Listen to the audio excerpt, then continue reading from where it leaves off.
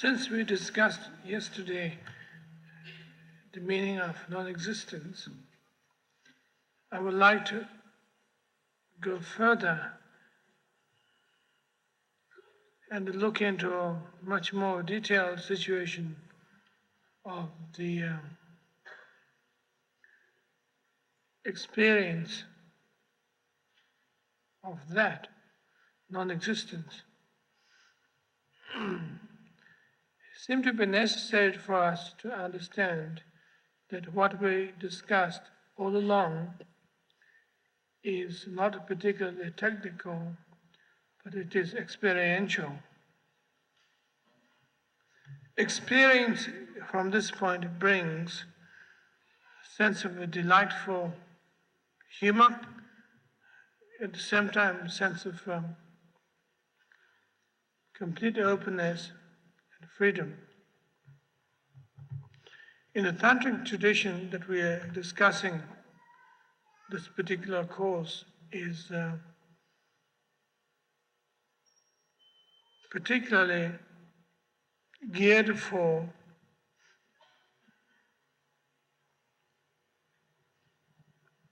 potentialities and energies that exist within us,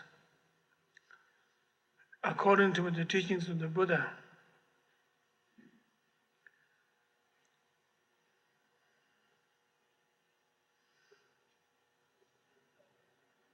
The notion of non-existence brings a sense of indestructibility, completely indestructible, unchallengeable, unmovable, immovable.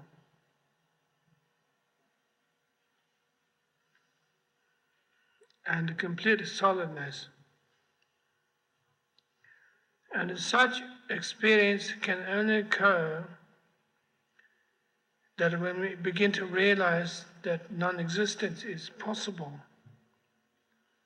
Non-existence from the point of view of without a reference point, from the point of view without philosophical definition, or even notion of egolessness becomes problematic, because somehow egolessness becomes a stage towards non-existence.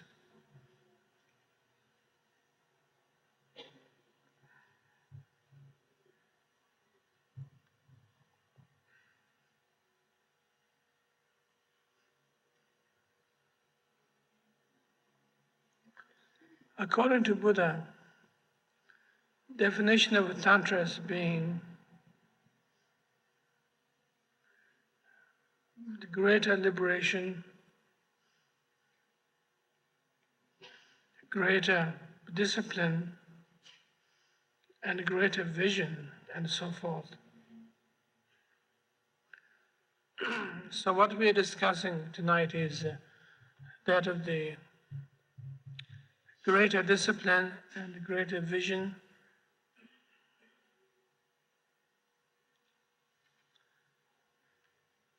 indestructibility in Tantric language was known as Vajra, which is a Sanskrit word, Dorje in Tibetan, which means indestructibility, unmovable.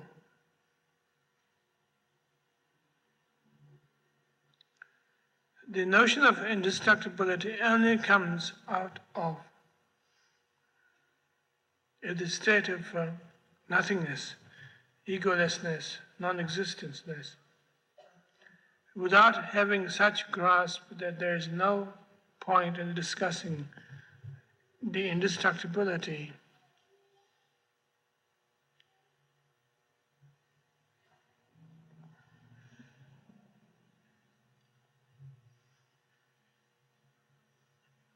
generally, when we discuss about indestructibility, we are talking about somebody who is highly well established in the work of warfare, work of establishment, artwork.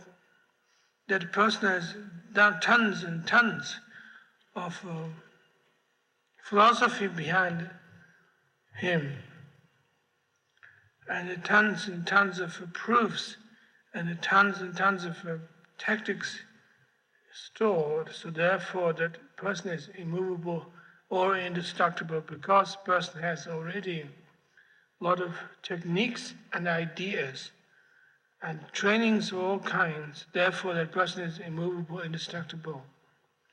But in this case, it's the opposite. It's not so much a collection of information, tricks and ideas as such, but basic attitude, a basic understanding and a certain sense of trust in the non-existenceness of our being, which brings sense of indestructibility. Not so much there is enough of gadget involved, therefore you are secured, which is still a source of destructibility rather than indestructibility. At this point, we could say quite clearly the tantric notion of indestructibility is, for one thing, there's no ground, no basic premises, no particular philosophy, except one's own experience, which is extremely powerful, extremely dynamic.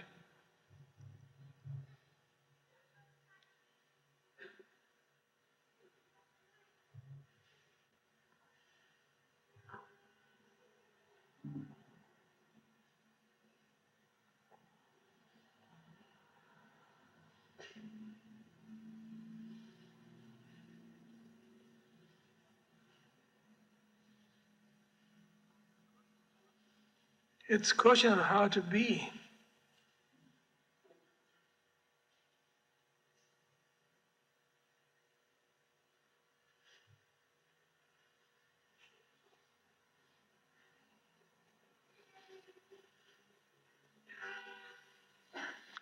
Rather than what to be.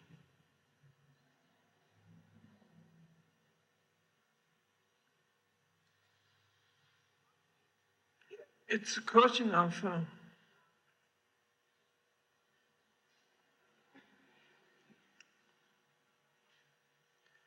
how much we should depend on or rely upon reference point, conceptual ideas, and feedbacks which gives us guidelines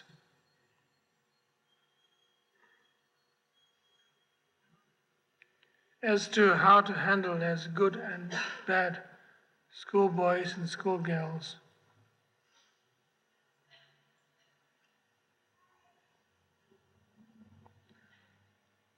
That whole approach seemed to be in the basis on a very solid, dynamic,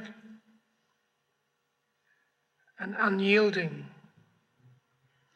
that one cannot trick oneself in becoming, understanding or realizing a state of unmovability, indestructibility at all. There is a certain sense of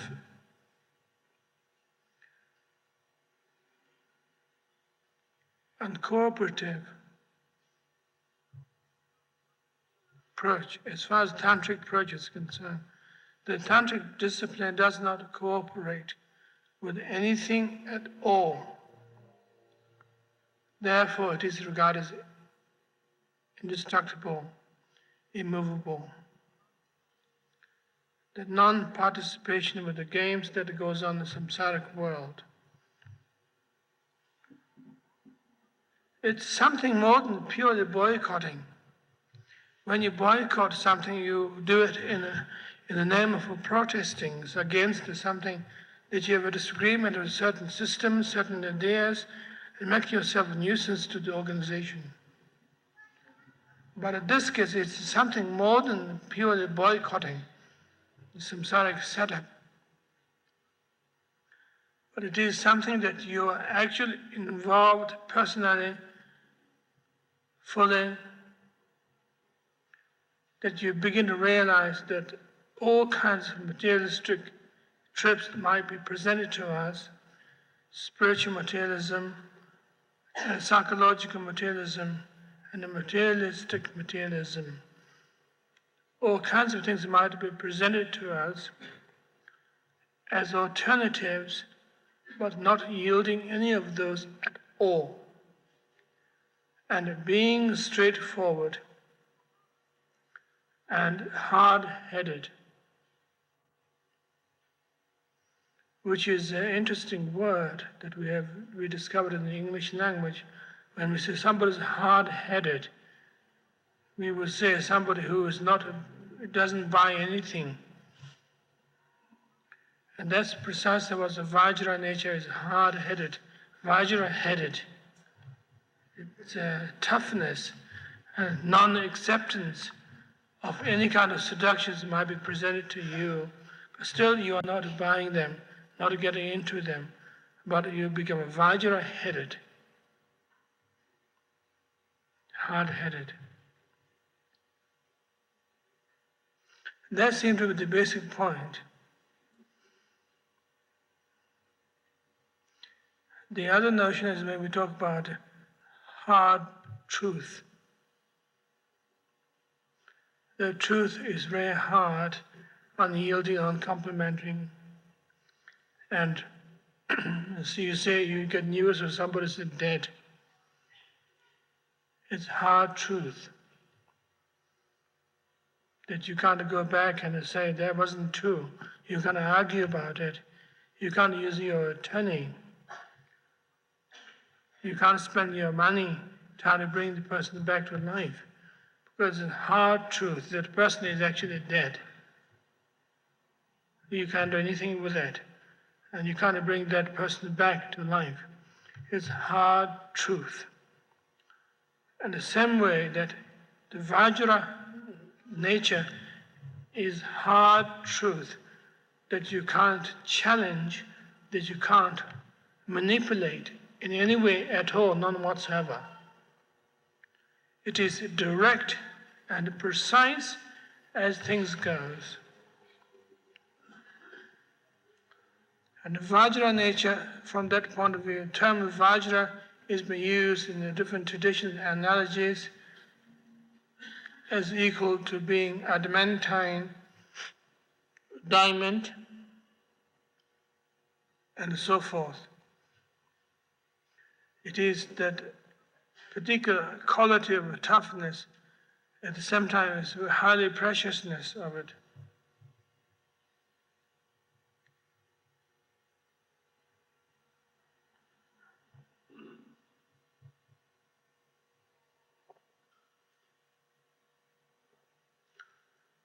Unless we get this particular experience, understanding of the basic qualities of tantricness or tantrikaness, whatever we are talking about, that we have to understand this unyielding, almost bull-headed, hard-headed, Vajra-headed, as we're not yielding on any kind of seductions, little tricks, little plays on the words, little plays on ideas and the concept, little seductions, that we can't understand Vajrayana at all. And that seems to be the basic point, that when we talk about a tantric tradition, we are not talking about a purely playing with sex, or aggression, or colors, phenomena world. We are not talking about those areas yet. We are unable to understand such a situation at this particular point, that we have to get some basic understanding of how Tantrika works, how Tantra works, how Vajra works. We have to be very conservative. We have to be very concerned with the fundamentals of the whole thing, rather than whole thing is going to be okay and groovy. And don't worry, if you worry, that's your problem. But if you don't worry, everything's going to be okay. Let's dance together. Let's play the music together. Let's drink honey and milk.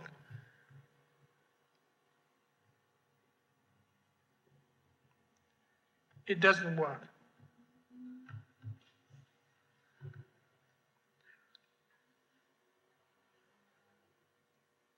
Not at all. It didn't work. It doesn't work. It has been said so.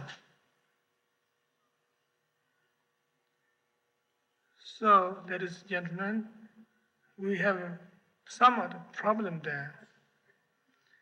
It's not going to be a very easy matter, but talking about Tantra is expressions of wildness and the freedom of all kinds, things that people projected ideas onto it, and lots of energy and so forth. But somehow, the cultivation of a Vajrayana teaching had to be based on a very subtle and very definite and very ordinary and a very real basis. And otherwise, we are at loss. Not we are at loss, but we are destroying ourselves. That's the problem. We are dealing with live wire filled with electricity. You could use switches, all kinds of means, method, intermediary process. You could wear gloves, but you have also choice of using bare hand, touching on the live wire. In which case that we are in trouble. The institution of Tantric Buddhism, or Tantric, from that matter, not only Buddhist Tantric alone, but Hindu Tantra as well, that has been presented to our society in this country very generously by a lot of competent great teachers, but at the same time, a lot of people are in the problem, a lot of people are in the trouble, that we can't take it. We simply can't take it, as we say. We end up in the problem. We end up by destroying ourselves. We end up playing with our energy and finally fused whole thing. And then it becomes a spiritual atomic bomb, which not only have effect on you, but your neighbors also begin to feel the sense of radiation, and people die of that.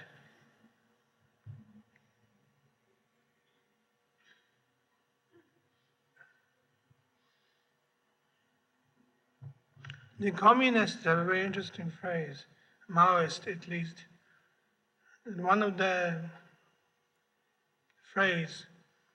slogan says, Mao Zedong's teaching is spiritual atomic bomb.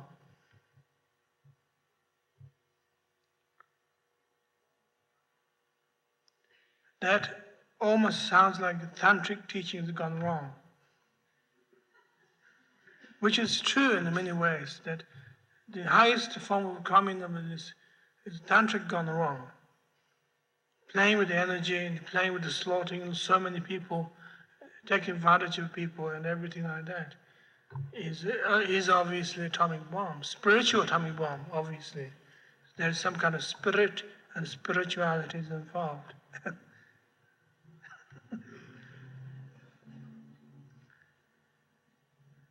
So, back to square one.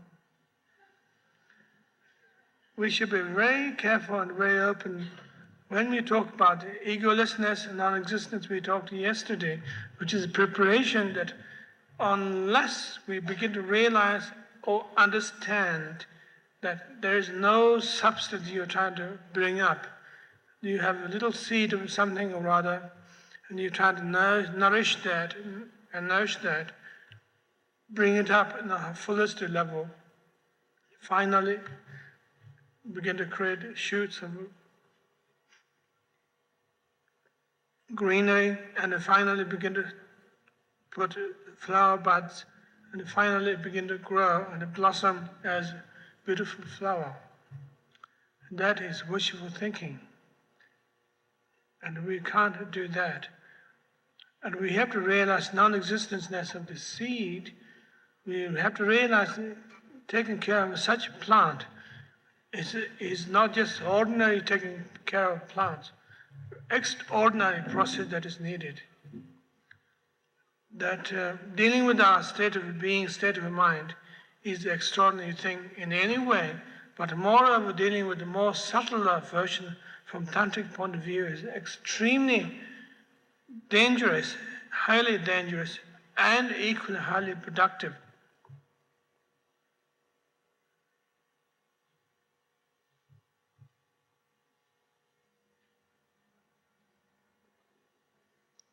The notion of indestructibility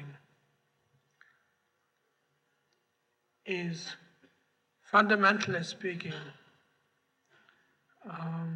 basic sanity. This particular basic sanity that we are talking about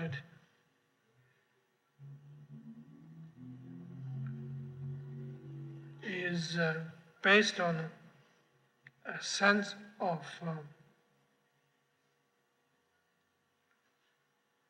clarity,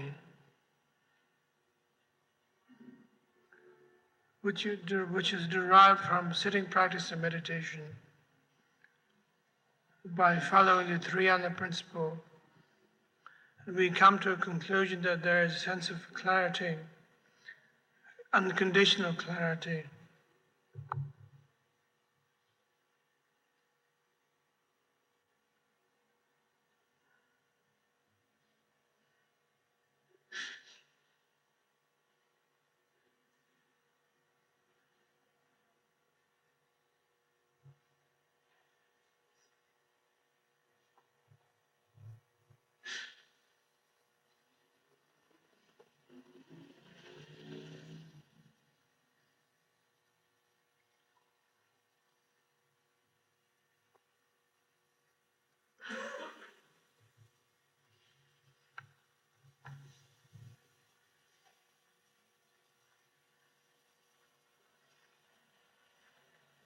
Such clarity is ostentatious.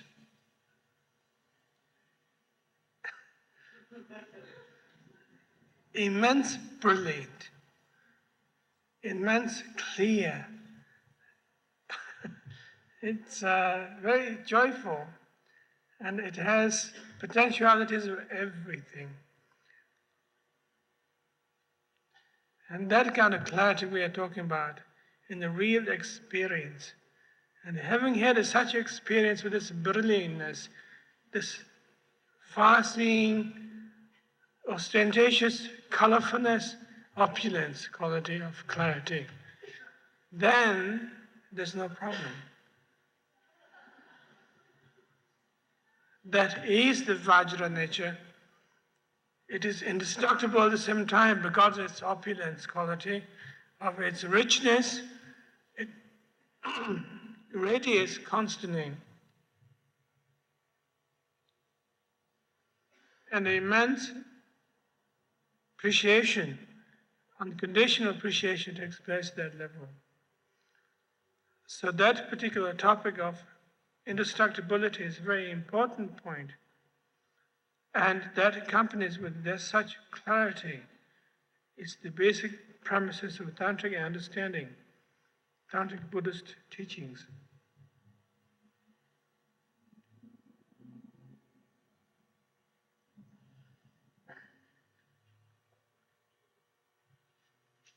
Again, we should be clear when we talk about clear light. Such as that described in Evans Swan's books on the Tibetan Book of the Dead, talks about clear light, so forth. Or in the Mahayana literatures of talking about luminosity and so forth. There's some differences between those concepts and ideas. But when we talk about a clear light, according to the Tibetan Book of the Dead, we are talking clear light purely from the point of view of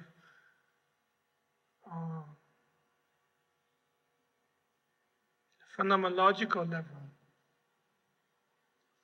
Phenomenologically, you see whiteness as you die, as your consciousness begins to sink because of your physical death, of your bodily habitual pattern is beginning to leave your experience.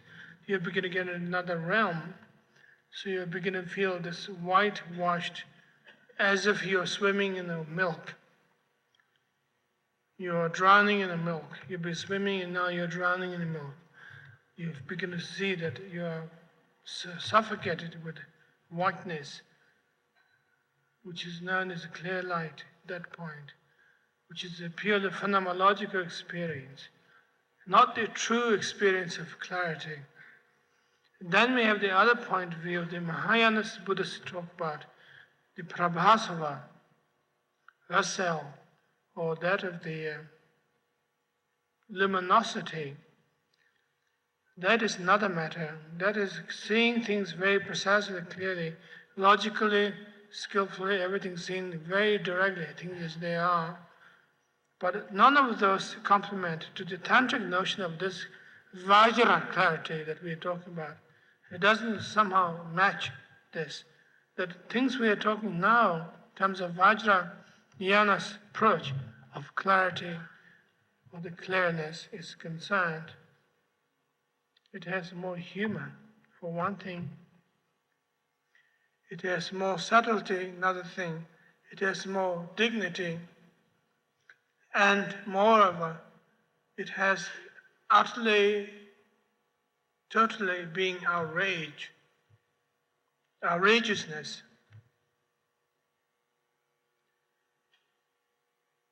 That things being seen as they are precisely, but at the same time, that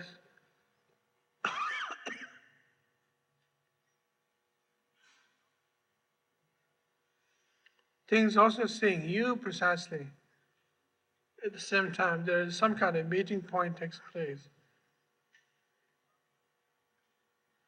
which is called a Vajra nature.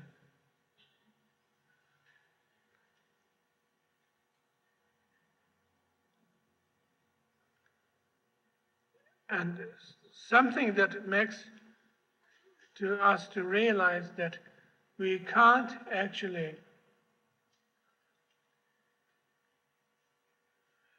chicken out by saying that was a rehearsal. But also something makes us to realize that was real, really real. Because no phenomenological experience is involved in that state of being. It's a real state of being, true state of being, which is full and complete. So that's what we're talking about, a Vajra nature. And in the future reference on our next ongoing courses, we'll be talking about a Vajra nature. I would like you to understand what we're talking about. Vajra nature is the indestructibility and the clarity of that kind of thing we'll be talking about, which is superior to any of the other approaches of spirituality, even within the Buddhist approach.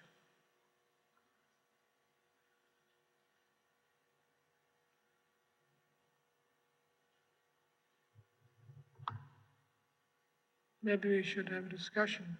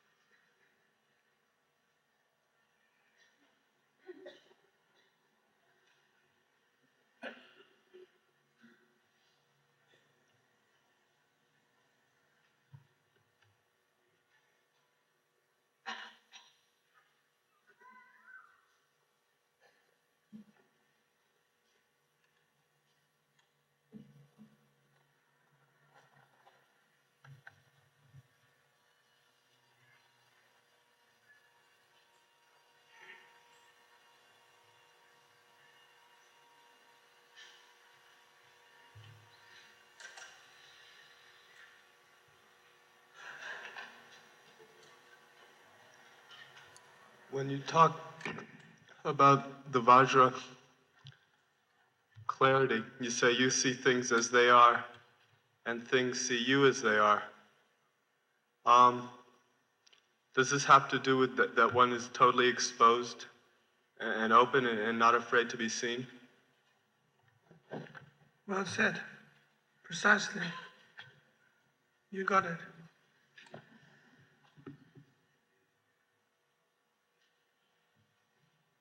Anybody else? Gentleman in the red shirt.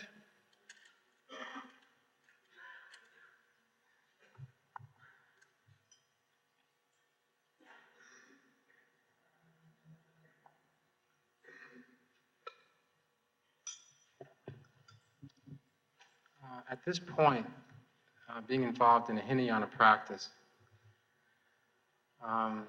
would you say that it might be dangerous for us to just work with the notion of just being open to the energy that already exists? Should we consciously avoid being open to it, or is it workable at this point to be open to that energy? Well, that's one of the problems that we're facing at this point, actually, is that we are not practicing Tantra at this point. We are not particularly adequate enough, but we are discussing the potentiality, possibility, and getting some kind of experiential, intellectual understanding of it. So as far as tradition of practice is concerned at this point, that I would really highly recommend to start on Hinayana practice of meditation of shamatha and vipassana experience properly. And that's simply the practice which would lead us into Vajrayana eventually. But at this point we had to be very conservative, very orthodox, that we can't launch into playing with energy, which has been the mistakes in the past by a lot of even competent teachers come to this country. They have their own experience involved, their own enlightenment is achieved, but nevertheless their skillful means of dealing with students had become completely inadequate. And they failed to be as true teachers of Americans at some point. And we have problems of all kinds of things. And the people suffer afterwards.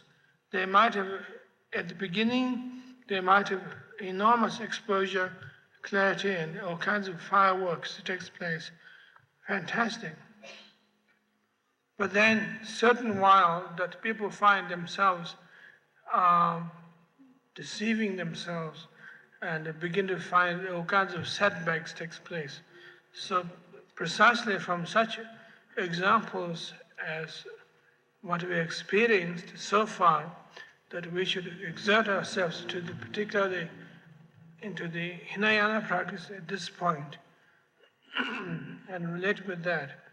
And Vajrayana experience, what we're talking here is suggestions how you might be, potentialities might exist, and you could also relate with your everyday life situation at the same time. That there is a seed of Vajrayana that takes place in you, rather than as far as our sitting practice is concerned. One question about meditation, though, like for instance, working with shamatha practice and occasionally feeling a relationship with that energy already existing, should we consciously avoid the experience or avoid the feeling, push it away, or just let it be? And how do you work with that during meditation practice?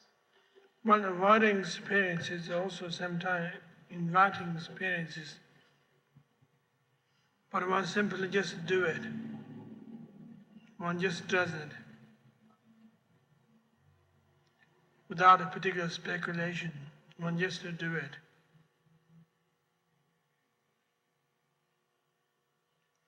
The whole thing is as flat as that.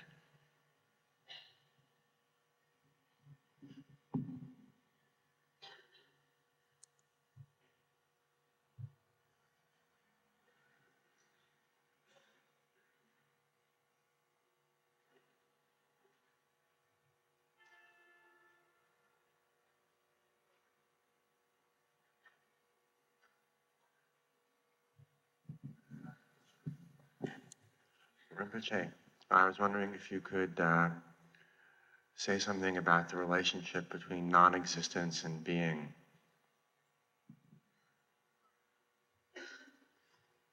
Well, that's quite simple actually. Non-existent is non-existent. And a being is a being. When you try to be, you try to be something that's being related to you. I try to be myself, you could say, which automatically means that you try to be yourself. I try to be myself. Or you could say, I try to be a dog, cat, caterpillar, butterfly, yogi, Buddha, Krishna.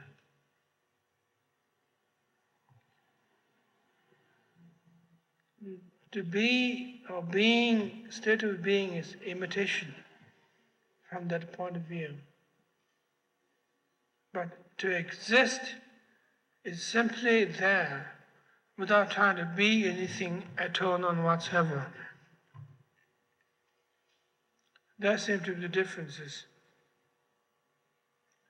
Exist is better because you simply do exist without any conditions. But when you're trying to be, you have to try to be with something else.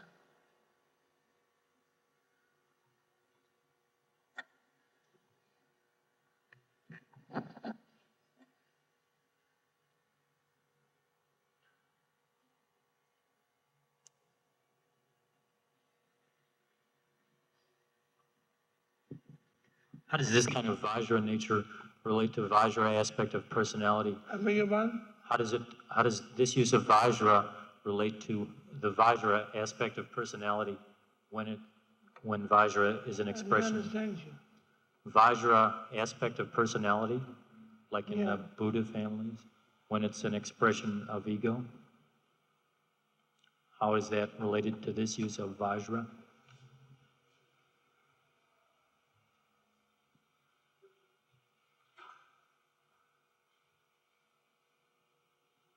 See it another way? Vajra is used to describe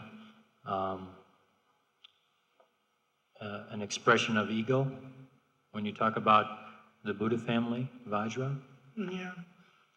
and it's used, I assume, in a different way here.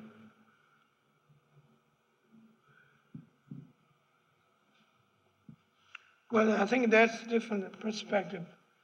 When we talk about the Vajra in the basic tantric literature, like a Vajra pride, Vajra passion, Vajra aggression, whatever we talk about this particular indestructibility, which does not particularly belongs to the 5 families of Buddha potential natures, particularly. We are talking about a general thing. Then you have Vajra of limited Vajra, purely of the intellect, the cutting through process, and the ratna of the voluptuousness and whatever. And you have different qualities. But at this point, we are talking about Vajra is total experience of Tantra Yana.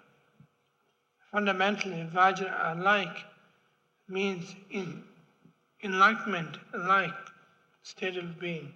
We're talking about a general thing here.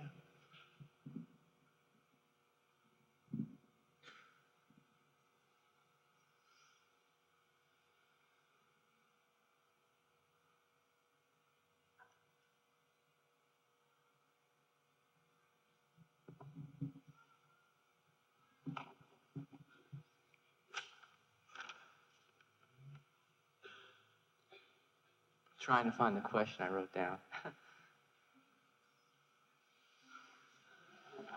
Here it is. Just a little while back, you said that there were some teachers that had come to this country. I guess I got the implication they were tantric teachers, but because of or through unskillful means, were not helping their students.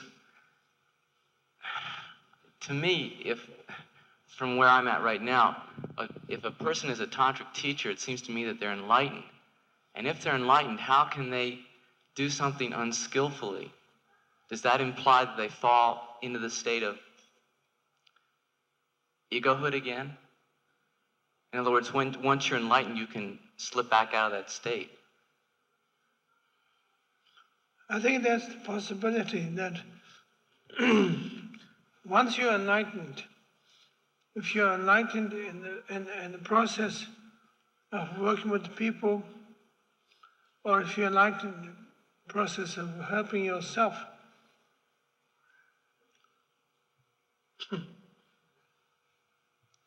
there's that possibility. And another thing is that when a person is enlightened, there's not enough sharpening of one's prajna to relate with sentient beings, relate with the people. So consequently you find yourself somebody inadequate. You can't speak their language, which is known as arahats, according to Buddhist tradition. Arahats takes a vow that he never teach. If he teaches, he only teaches by sign language rather than verbal language. So I think there's possibilities that it depends on how your vow is taken at the beginning. But those people who can't teach but still partially enlightened are regarded as semi-enlightened, not good enough. They have already college degree, but they didn't have teacher's training.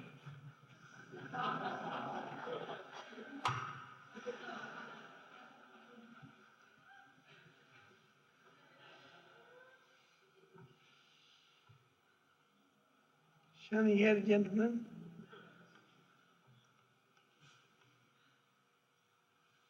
Rinpoche, I'm puzzled as to why you have undertaken to teach Vajrayana to an audience to whom you recommend the practice of Hinayana. If I cannot apply these teachings in my everyday life, it seems to me that from my point of view, grasping at it is much like grasping at anything in a spiritual, materialistic way. Well, I think the whole point is that to make sure that you don't shop too much. Further, that you heard the message of Vajrayana, that you have some understanding of it, and you could stick to that particular approach. And you would not be suffered by somebody else is salesmanship of Vajrayana. So you have at least some kind of information how to handle with those salesmanship of Vajrayana. You can handle yourself properly. In other words, that is teaching somebody who could be a millionaire and take the attitude of millionaireship, although you might be penniless at the same time. But then when you become a millionaire, you know how to handle the other people. That's why it's called Naropa Institute or school, to train people how to be properly as they are. Can you assimilate, or do you think that one can assimilate knowledge without actual experience? If I'm hard-headed, I can hear and perhaps I will remember your words, but until an actual experience happens, they are just words. It's possible that you can experience a portion of it, but it is also possible you may have a pure theory of it at the same time. I'm sorry, I don't understand. Pure theory of it at the same time. But it both works together at the same time.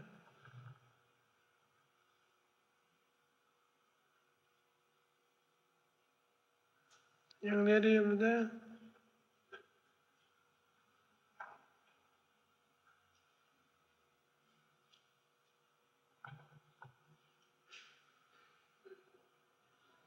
Rinpoche, as we become more open, through meditation, Like, it seems like we get positive feedback, at least around here. Doing what? As we become more open through meditation, it seems that we get positive feedback, at least around here. How dangerous is that feedback?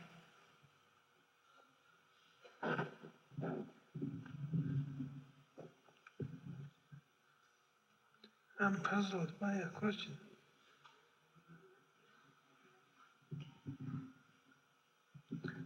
You see, the point is that we're not trying to make something is very secure and safe as such, but the whole thing has to be experiential. And the whole thing is from that point of view, extremely loose. But at the same time, the attitude is extremely orthodox. So anything I could say is, help yourself. Good luck, madam.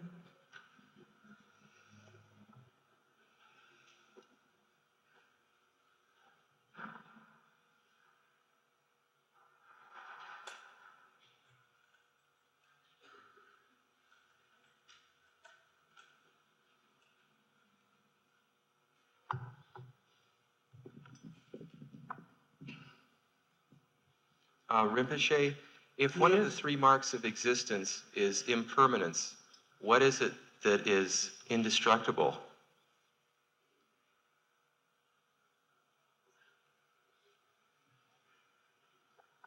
Impermanence is indestructible. Thank you.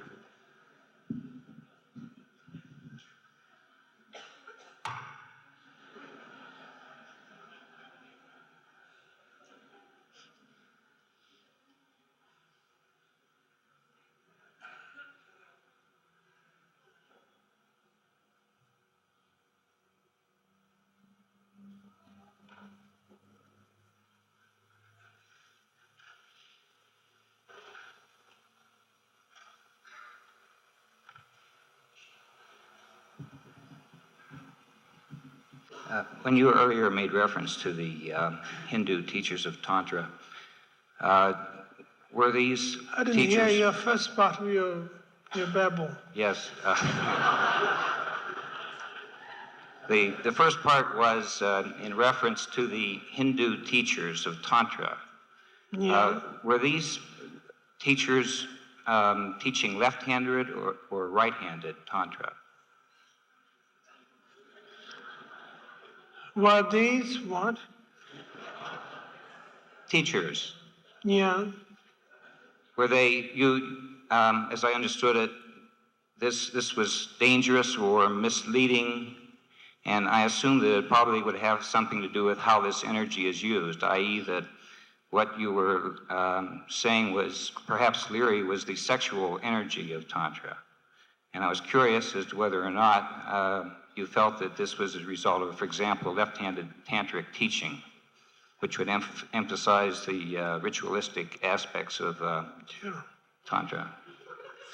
Well, I think the problem here is that there is a sense of frivolity and teachings, either Buddhism or Hinduism, that arrived to this country, America, United States of America, is concerned that a lot of teachers felt they are immigrating themselves. They themselves don't have a proper passport, maybe not proper visa. That has something to do with it at the same time. And they do it very quick, and they present their teachings in a very quick manner, and trying to promise lots of things so that they could come back next time when they had a better visa, maybe immigration, green card. And that has become the problem. Actually, not problem isn't so much of a teaching style, but the teachers be threatened by the immigration status and the legal standing on this being in this country, which has a problem at the same time. And in turn, they speak that way. They feel that they can't have proper relationships with anybody if they're kicked out of the country. if they can't come back. So the whole thing has become purely a sort of a package deal of little things, that anecdotes of information will be given to them. Maybe in the name of tantra, or maybe in the name of yoga, whatever. And the difference is, from that point of view, such as Swami Satchidananda is concerned that he came back, he became an old person in America. He understands American function, and he been here so many things, he knows the bureaucracy. But he has no problem with his passport and his visa. And he does it somewhat very special way, which is extremely dignified, very wise. But we have a problem with that kind of situation, that when you are dealing with the natives, American natives, that can you spend enough time with them, or you should make some kind of quick, enlightening, flurry, fanfare. That has become the problem. That has become a problem. And that means that teachers themselves are full-fledged, enlightened beings, but they begin to feel that the problem with the visa, the money, and time, the hostess, sponsors are also impatient. They can't support such teachers long enough. And so they had to jumble the whole thing into little picnic boxes to make, a good thing, at the same time, effective, but doesn't burden their hostess. And that has become an enormous problem.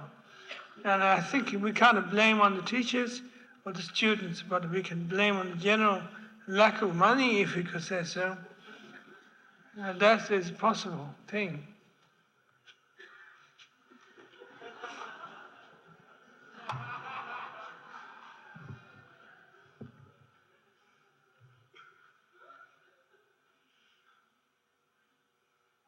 Ladies and gentlemen, maybe we should close our meeting tonight.